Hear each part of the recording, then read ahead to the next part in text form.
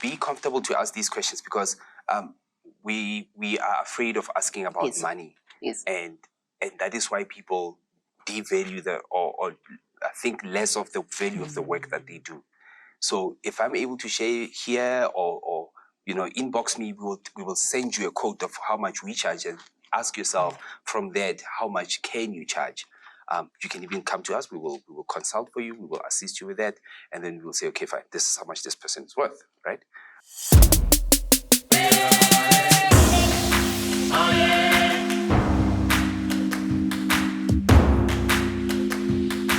Hi everyone, my name is Emmah Mabye, your host of Buo. Today I'm extremely elated to have our very first official guest. This is a man who I got to come out of the closet as a writer. I saw him perform on stage and I knew that we can actually take our work from the closet and in front of an audience. It is also because of him that I did my very first paid TV commercial gig. He's a man who has been such a great inspiration. So I think it only makes sense to have him here. Ladies and gentlemen, please put your hands together. Virtual round of applause, please, for KB Kilobyte. Thank you, Emma. Thank you for the glowing introduction. Oh, man, thank you. I mean, like I said, you have been such an inspiration. So it makes sense that I bring my inspiration here today, you know. So you are Pretoria born and bred in Hammanskraal. So why a poem called Joburg, Let My People Go? Yeah, when I went to perform in Joburg, 2012, my first performance there, I took 3 taxis, one from Hammanskraal to town, and then from town to another spot, and then from there going to Joburg. And when they direct us, my first shock was when they said, turn right and then just turn straight up until you find the spot where we were performing, and it's called Omonti or something like that, with Wedding Sound. And Bree was a shocker to me. That street everything was there, you know. You have like almost 4 lanes of cars, but maybe only 2 was functioning. And from the taxi rank to where you're going, you're almost walking on your side. And it was just a culture shock to me. Because coming from Hammanskraal, it's almost like a semi-rural. So, but on top of that as well, I heard the Sonyaka and that the Humasigel as well, Stimela. Yeah. Right. And it was talking about Johannesburg as well. Right. And then that's when the idea came for me to write the poem, Joburg, Let My People Go.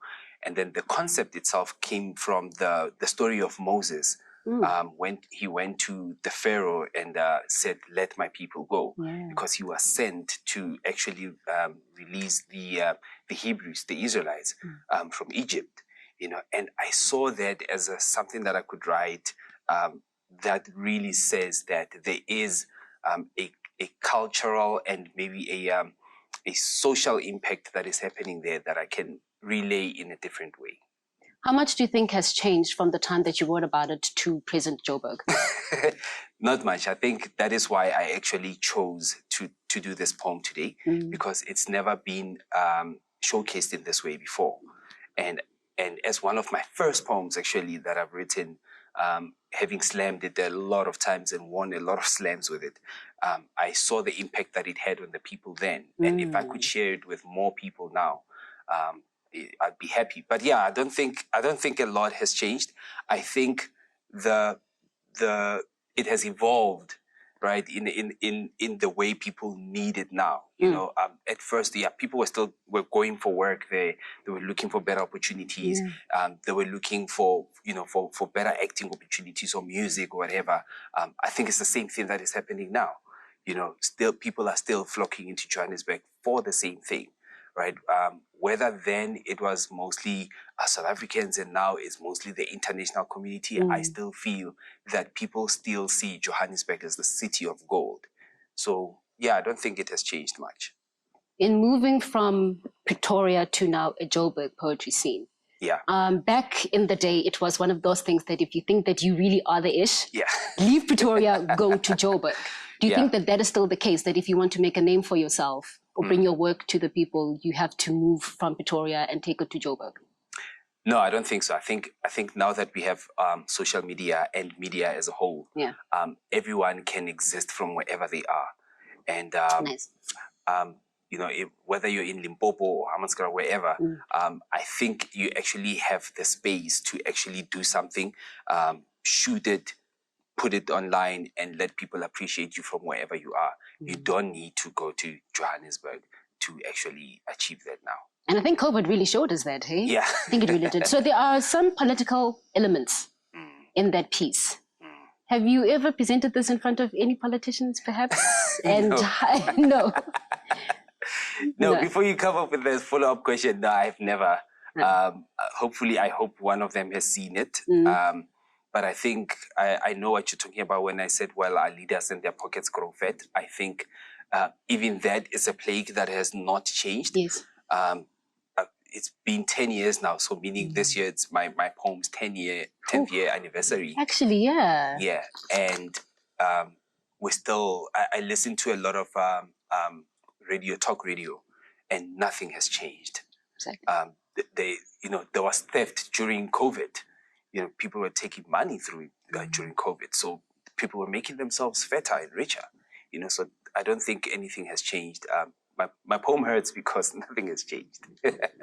It might not be so palatable. But just also on that, do you think that poetry has a place or role in politics? If so, in what way?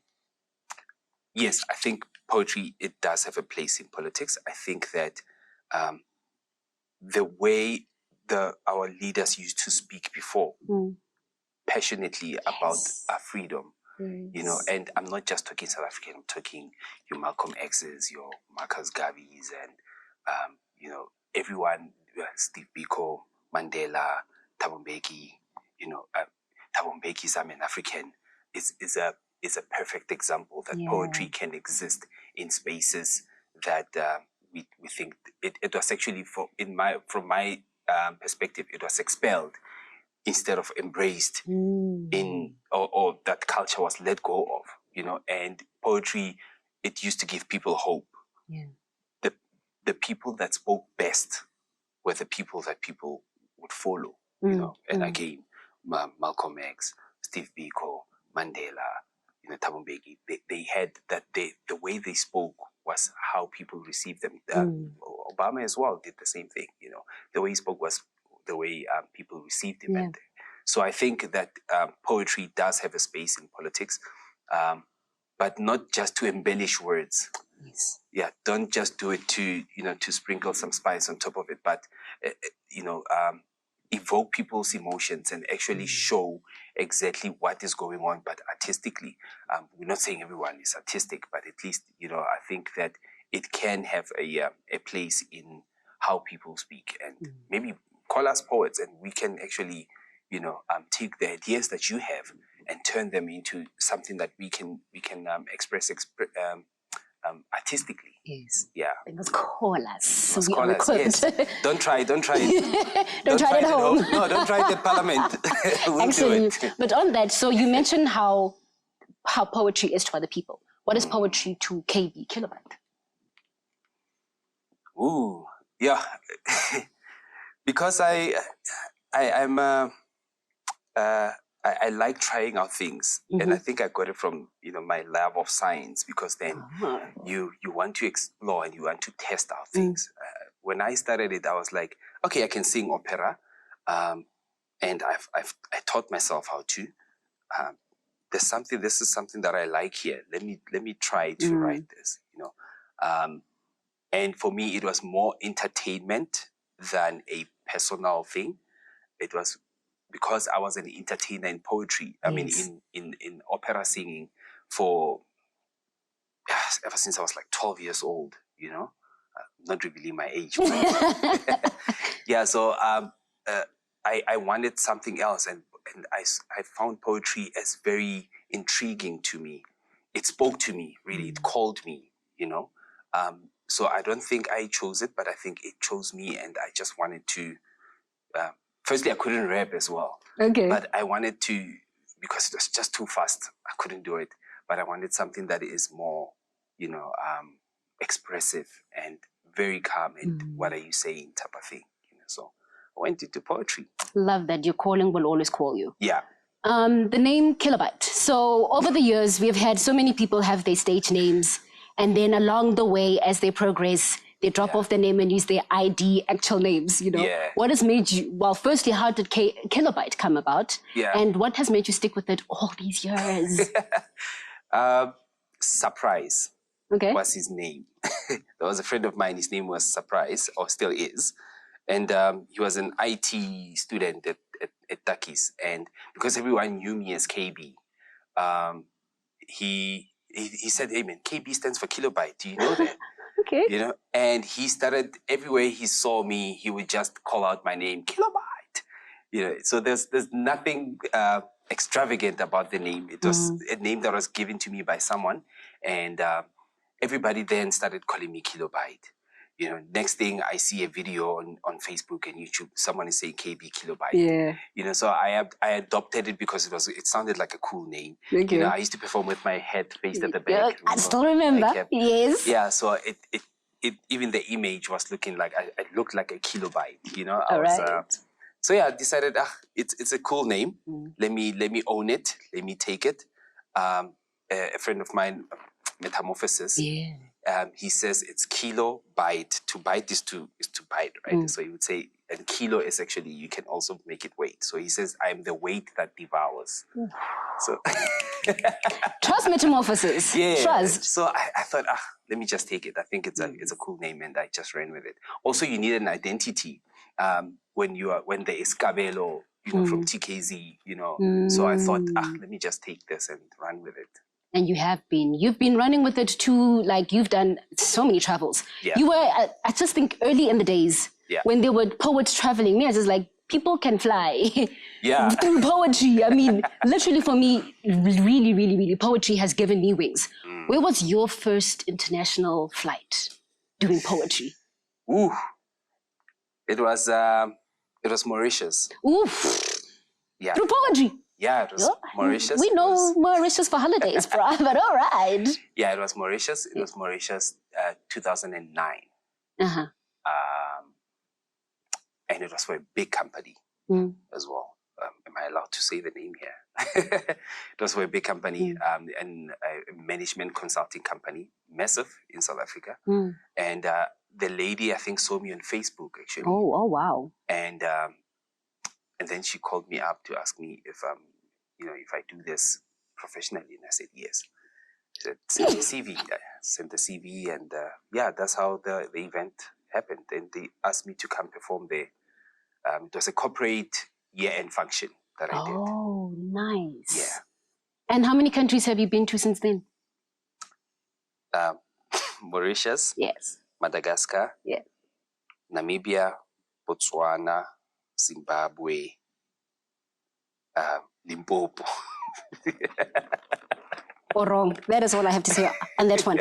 What did you take from all of these international trips, personally and as an artist? Firstly, that people love poetry out there. And whether they understand you or not, especially if you're a slam poet or you're an expressive poet, people do love poetry. Madagascar, no one could understand. They were speaking French there, and there were subtitles of my poem, right? Oh yeah. Yeah, and people had copies of the piece as well, and I was working with my interpreter all the way.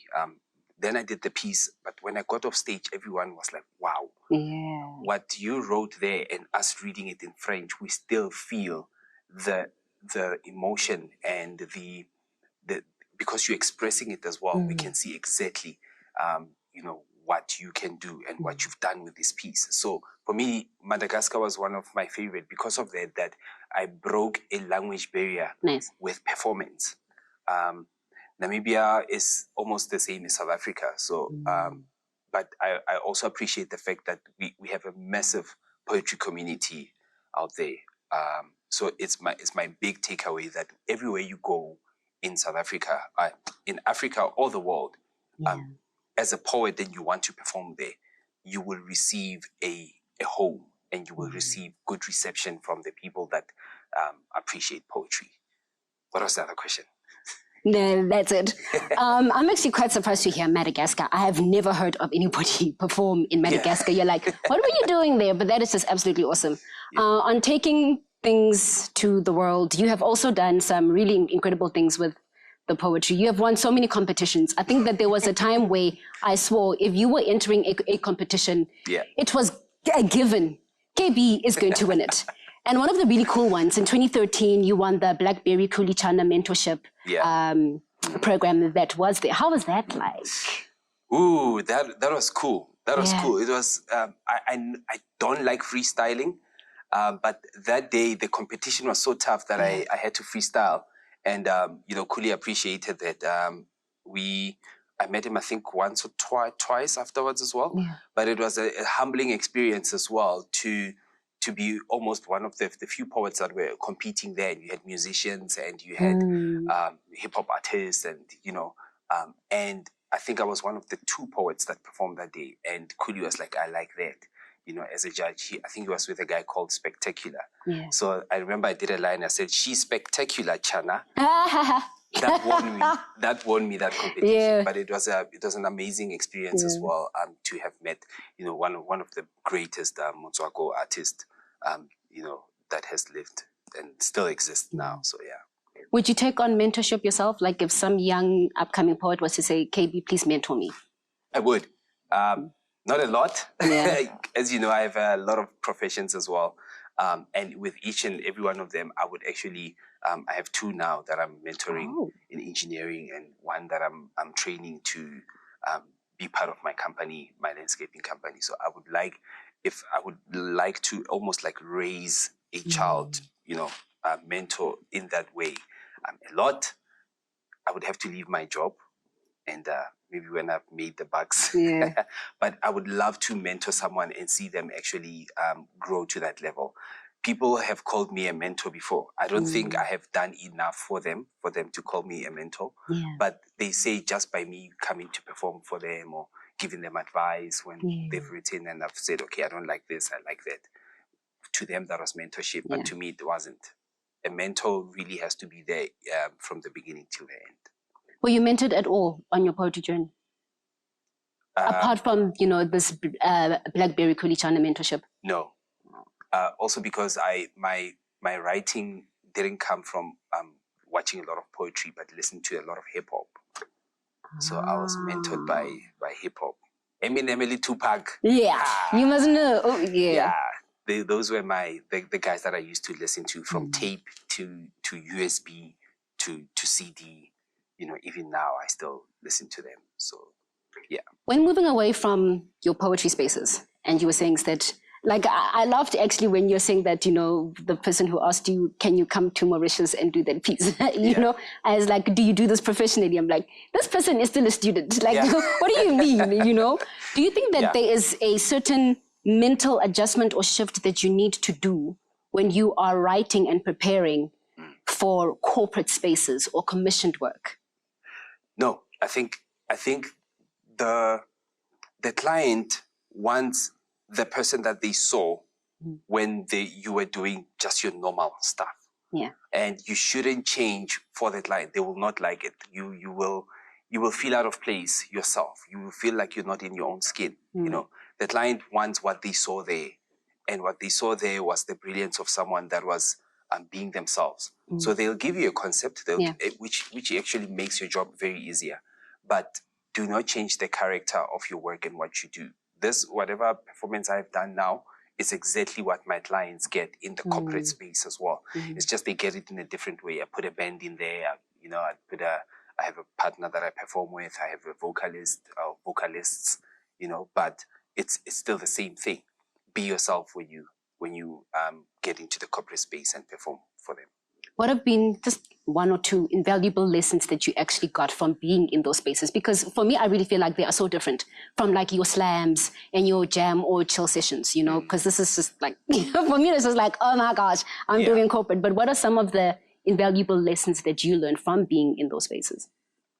All right. From an administrative point of view is register a business and make sure that your business is compliant all the way through, you know, tax compliant, make sure that every year you do your taxes, you do your anything administratively that you need to do towards your business, your financial year, your year finances and all that. So get an accountant if you can, So from that side, it taught me that, because the first thing they asked was an invoice, and then they said, please send us your company's tax clearance. I'm like, CIPC documents, yes. Yeah, CICP documents and tax clearance, and I did not have those, right? And that gig, actually, my first gig, I was paid from petty cash.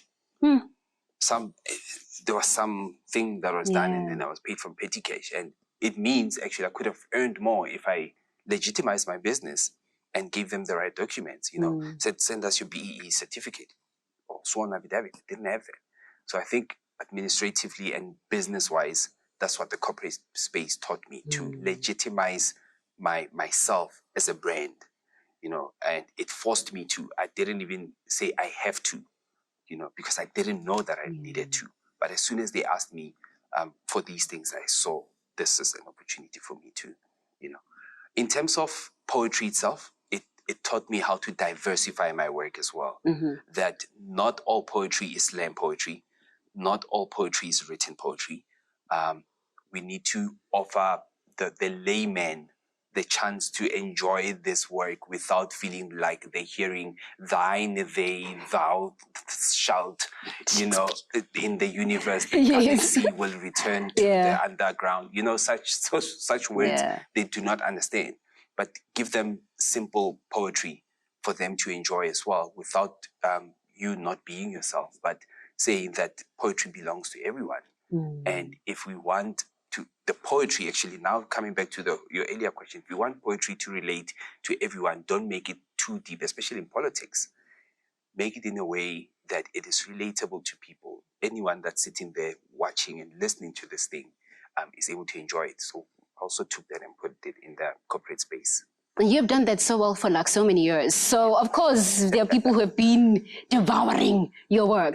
And we put it out there on social media, to say, what would you like to ask KB? And my favorite fan, Nanya Business, shout out to you, says, have you ever considered, or would you consider being a full-time artist? If not, why not? Actually, yes, I would. So I'm not going to answer the second question.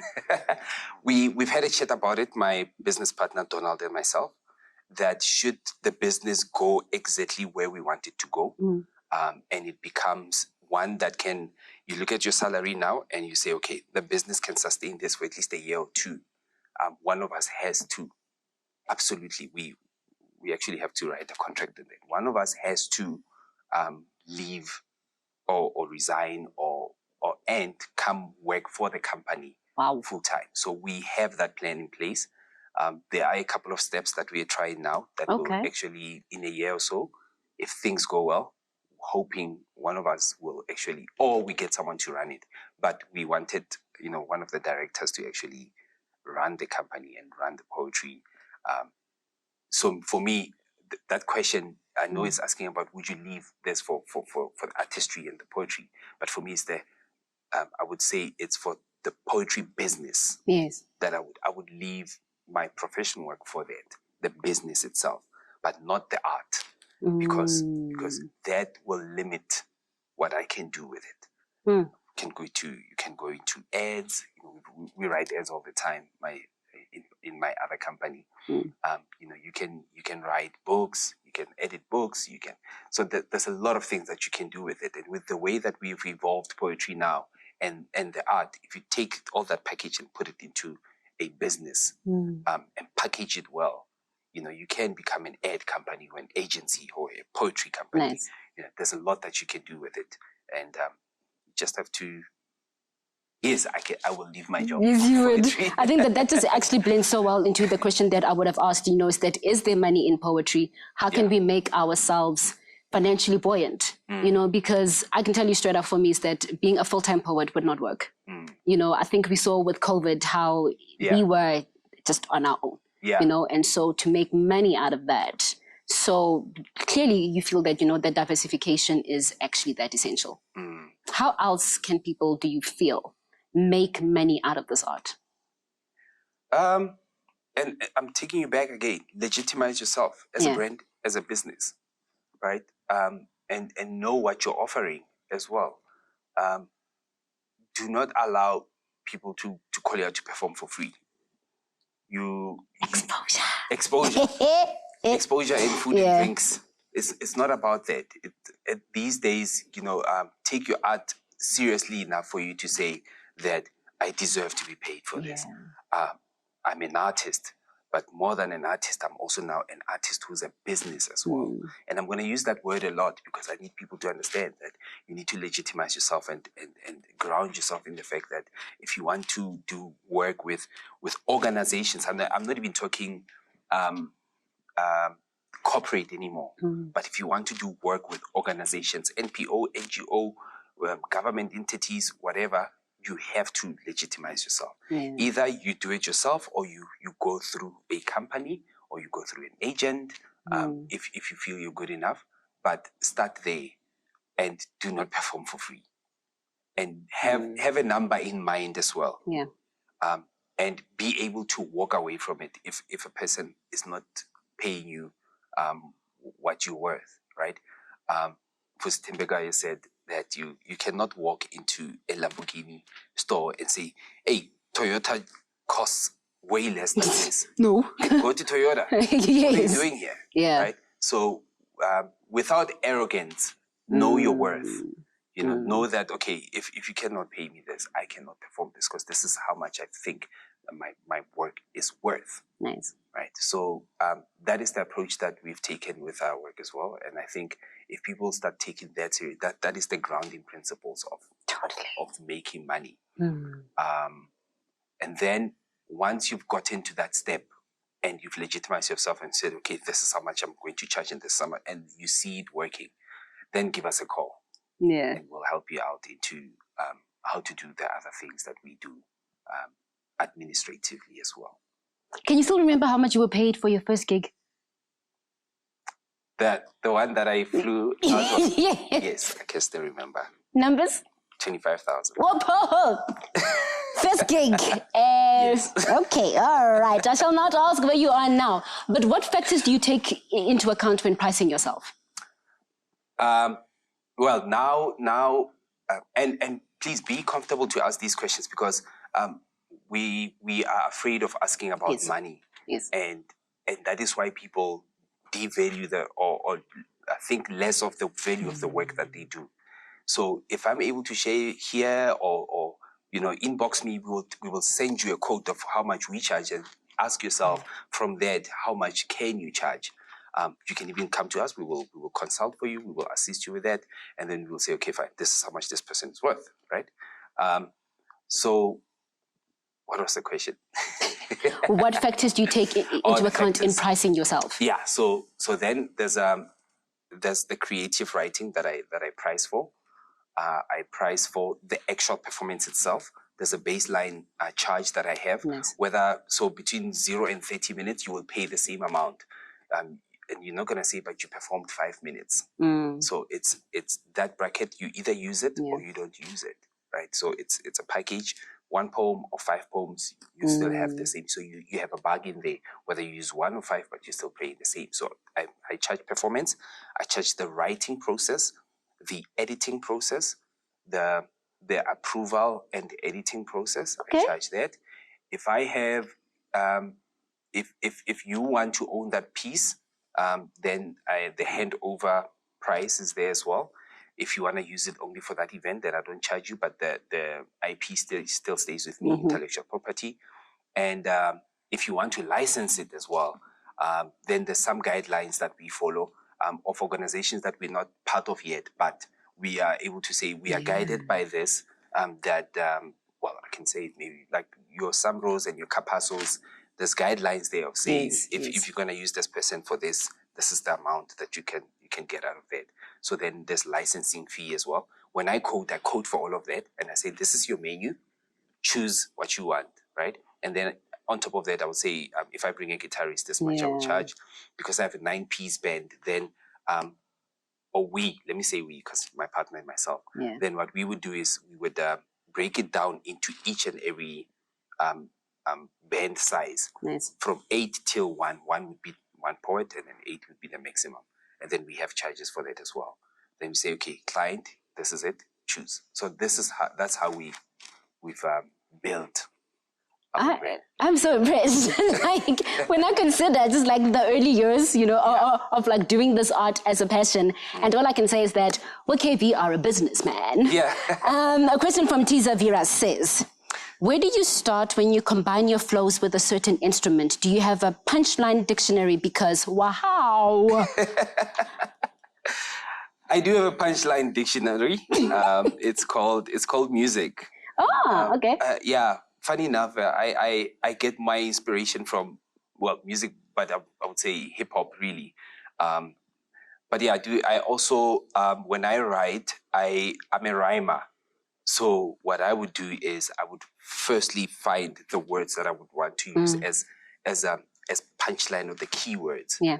Right. And then I take those keywords and I find out what type of rhymes are they. And then I start weaving my poetry to fit into that as well. Nice. Yeah. Just on that, when do you know that you have a piece that is ready for presentation? I have to feel it. It takes me long to write a poem. It takes me a year or so, a year and a half to write an impactful song like Joburg and my other ones. It takes me very, very long. I spiritually connect with it. The punchline ones that you've known as Kilobyte, those are quick, you know, because it's hip hop. But if I connect with a piece, and I know that this connects with me and it resonates with me in one way or another, that's when I know I have a hit. What do you think makes for a perfect poem? Because I remember like in 2019, you won the Word and Sound Perfect Poem. I was just like, what do you mean? I think that actually that one, but also the shocking thing for me is knowing that you don't write your poetry, like you don't write it down. Yes. Like, what do you mean? Like how? Okay, let me start with the first question. So what makes a perfect poem is the chemistry between you and your crowd as well, right? Because a perfect poem then is judged by how do you interact with the crowd, how well is the poem written, how is it built up until it gets to the crescendo, you know. And I felt like when I was performing then, there's a crescendo. You start the piece and you let them in and you can see, okay, now they're here now. Okay, and then you start opening up and breaking it down. And if they resonate with the body of the piece, by the time you do your end, you're done. You know, but there has to be a connection and you have to feel it as well. Once you feel that you have a connection with your crowd, you will get a perfect piece, that's for sure. Nice. I think I won that twice. Word and Sound. Okay, all right. The record, like you've won so many things. It would be like a whole sleeve tattoo, like just fill both arms with like achievements, competitions and stuff, you know, so that's awesome. I like this one. Mapula Somo says, Ufihla gym na komang? 4:30 in the morning. How do you find time though? Like amidst all these professions and like we said, you co-owner of this, co-founder of that and... The body is my temple. And the body is my brand as well. Yeah. How I would want to look in a suit, how I would like to look when I'm performing it's also it's an image, it's a brand. But I've always liked exercising. I've always liked having a healthy body. You know, so 4:30 to 6:30, I'm at gym. To wrap up this audience segment, Dumi Word Shifter says he played a really big role, a big influence in my style of poetry. Which poem does he hate performing? Ooh, and I think it won perfect poem as well. How? It's a poem, Bastard Child. That's a beautiful poem. It's my favorite, but my most hated to perform because I was challenged either by Dumi or a friend of mine called Leo that says, KB, you always write things about things, right? Joburg, let my people go. But we've never heard you write something about yourself. Can you let us into something? And then I wrote that piece, and that piece made me emotional. The first time performing it, I cried on stage, you know, because it was me. Like if you watch that piece and you want to know who KB is and where does he come from and what if he looks like the perfect boy, that piece will actually tell you my story and to show you that no different to anyone else. I've also had my own struggles in life, and that is it right there. That's beautiful. Best performance to date? Which one would it be? Best performance would be my showcase at Word and Sound, and I did a poem called Being Black. Oof. That poem. Yeah. Yeah. Oof. Yeah, that's the other one that got perfect poem. With good reason. Yeah. With good reason. Yeah. Is there anything you take away from the current poetry scene? Take away or add? If you're saying add, may I change it into contribution? Because I think I would like to contribute what I know now about the corporate space and how to approach organizations and the little that I know now. I would like to add it and share it with more of the artists, and maybe create some form of an agency to help the others as well. And when I say agency, it actually says that we're both gonna make money. Not just you, not just me, but we're going to be transparent about this is how much you charge, this is how much I'm going to earn by administrating this whole thing, and then, there you go. So if I were to contribute and add something to the poetry scene, that would be it. My takeaway, I think, from the beginning till now is that if you love this thing, you have to stay at it, and you really have to stir it. You cannot let it simmer there and not do anything to it. Poetry wants you to stir it all the time, and that is how you grow as a poet as well. That is how you evolve. That is how you see your own mistakes, and that is how you can tell whether this poem will be a killer or not. But if you just if you do a quick mix and then go to stage to perform it without you connecting with the piece first, it's not going to work. So I think that the first thing is that you must connect with your work as well. And your ultimate goal within poetry? My ultimate goal. And look, if someone steals this idea, I will still be happy. But I would like to see poetry in the music genre as well. If I turn on Spotify, I want to press there and say poetry and listen to poetry only, right? Now I have to search, I have to search to find someone. I have to search to find Mudisa Sekhote. I can't remember where I saw him, but it was not in the genre of poetry, right? And if we don't have that, we will not have. And in the best poet in the genre of poetry at the Summers or whatever platform it is, we will not have it, right? This might become one day a best poetry show on YouTube or or a television set somewhere, right? I receive. Right? So. That's where I want to see poetry go. I wanted to see it in those spaces and fill up those spaces and challenge people in that manner as well. The music now, we love it, but poetry does something else. Beautiful. People can also come to Puo to find out all these best poets that do exist on this continent. My guy, thank you ever so much. I am just so blown, but thank you so much for your time. Thank you for all that you are doing within this art and continue to do. Thank you so much. I really appreciate it. Congratulations to you as well. Thank you. We've known each other for 18 years. Yo! Like, wow. Yeah, without revealing our ages, but 18 years. Yeah, so it's been a pleasure also working with you this whole time and your growth as well. To this, from where you come from as well. Yeah. This is growth to me, and this is where we've moved poetry here as well. So congratulations to you as well. And thank you for so having much. me.